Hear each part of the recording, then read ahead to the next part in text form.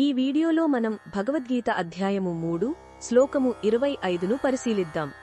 నమస్కారం. ఈ అద్భుతమైన శ్లోకంలో శ్రీకృష్ణ భగవానుడు కర్మయోగం యొక్క అత్యంత ముఖ్యమైన సూత్రాన్ని మనకు వివరిస్తున్నారు.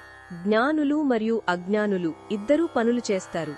పైకి చూడటానికి వారిద్దరి చర్యలలో తేడా కనిపించకపోవచ్చు, కాని వారిద్దరి మధ్య ఒక పెద్ద అంతర్గత తేడా ఉంటుంది. అదే వారి సంకల్పం. ఇప్పుడు దాని గురించి వివరంగా తెలుసుకుందాం. ముందుగా అజ్ఞానులు అంటే ఎవరు? వారే మనం. అంటే పూర్తి ఆత్మజ్ఞానం కలగని సాధారణ వ్యక్తులు. మనం ఏదైనా పని చేసినప్పుడు దాని ఫలితం మీద అమితమైన ఆసక్తి, అనుబంధం పెంచుకుంటాం.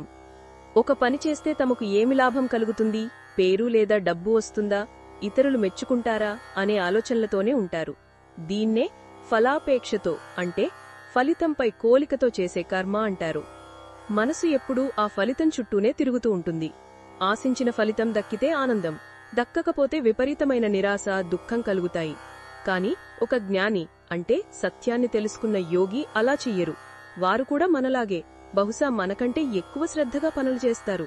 కాని వారు చేసే పనికి, దాని ఫలితానికి మధ్య ఒక ఎడం పాటిస్తారు. వారు ఫలితంపై ఆసక్తి చూపరు. ఎందుకంటే వారు చేసే ప్రతి పని లోక కళ్యాణం కోసం, అంటే సమాజ హితం కోసం ఉంటుంది. వారిది నిస్వార్థ సేవ. దీనికి ఒక మంచి ఉదాహరణ చూద్దాం. ఒక ఉద్యోగి కేవలం జీతం, ప్రమోషన్ కోసమే పనిచేస్తే అది ఆసక్తితో కూడిన కర్మ. అదే ఉద్యోగి తన పని సంస్థకు, సమాజానికి మేలు చెయ్యాలనే సత్సంకల్పంతో తన బాధ్యతగా భావించి చేస్తే అది నిస్వార్థ కర్మ అవుతుంది.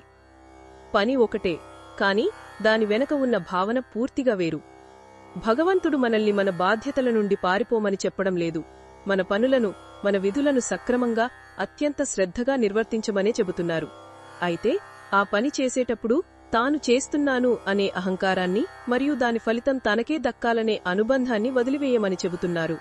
మన పనులను ఒక సేవలాగా, ఒక యజ్ఞంలాగా భావించి చెయ్యాలి.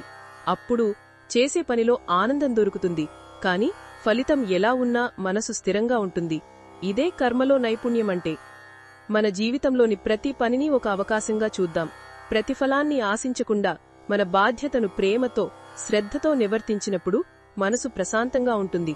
ఆ ప్రశాంతతే అసలైన ఆధ్యాత్మిక సంపద. అదే మనల్ని భగవంతునికి దగ్గర చేస్తుంది. ఇది ఈ శ్లోకంలోని భావాన్ని వివరించడమే లక్ష్యం. మరిన్ని భగవద్గీత శ్లోకాల అర్థాన్ని తెలుసుకోవాలంటే మా తదుపరి వీడియోలను తప్పకుండా చూడండి.